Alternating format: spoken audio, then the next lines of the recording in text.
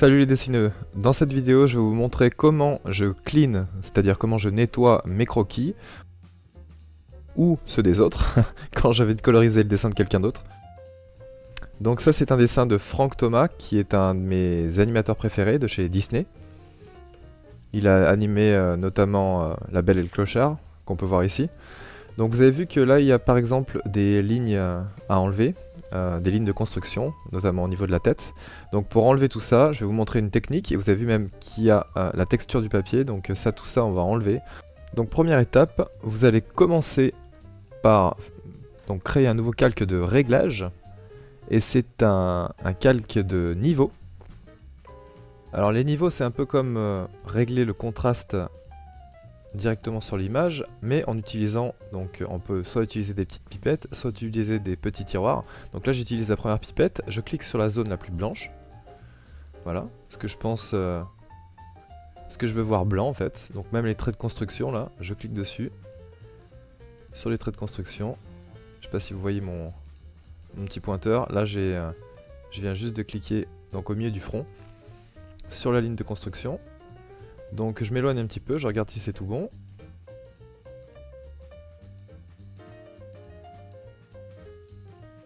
Je vais enlever donc les pixels de couleur. Donc pour ça, je vais faire un calque de réglage teinte saturation. Je mets la saturation au minimum.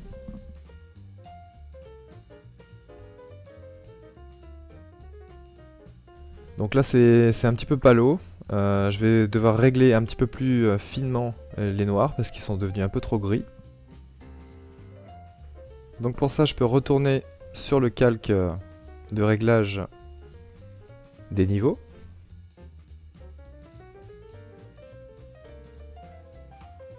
Donc je prends le curseur noir, je le tire vers la droite. Et si j'ai envie de ramener un petit peu du blanc, je peux tirer celui de droite vers la gauche.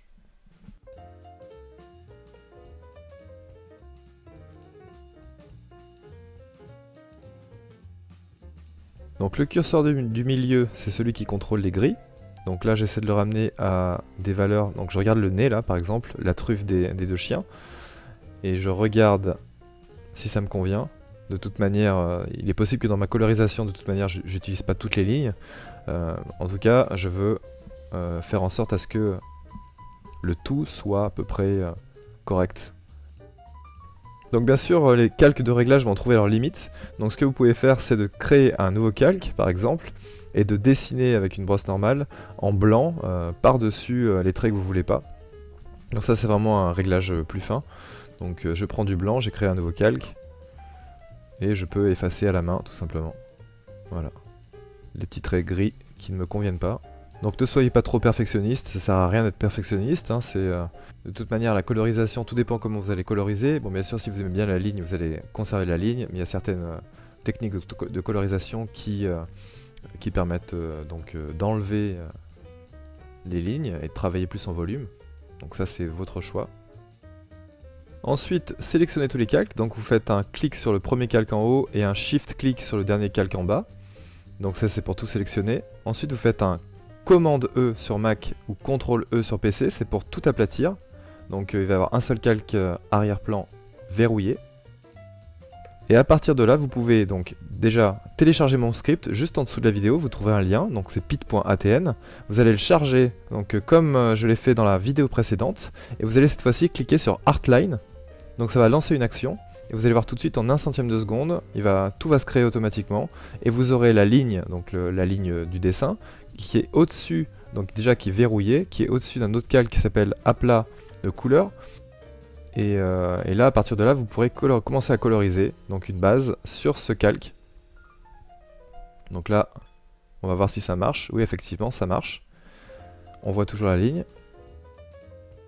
Voilà, dorénavant, vous pouvez donc créer d'autres calques si vous voulez. Donc vous pouvez faire un calque d'aplat, un deuxième calque toujours en dessous du calque Artline. Vous pouvez mettre tous les calques de toutes sortes. Hein. Donc le calque Artline est en mode normal, hein, il n'est même pas en mode multiplié. Donc il n'y a plus de pixels blancs sur ce calque, c'est que des pixels noirs, c'est que les traits du dessin. Donc c'est assez pratique. J'aime pas trop travailler en accumulant des calques en mode produit. C'est une habitude que j'ai pris. N'allez pas me demander pourquoi, je trouve que c'est plus logique comme ça. C'est comme si je travaillais avec des vrais calques transparents. Donc notez quand même que c'est mieux d'avoir un croquis qui est assez propre, hein, même si vous avez encore les traits de construction en dessous.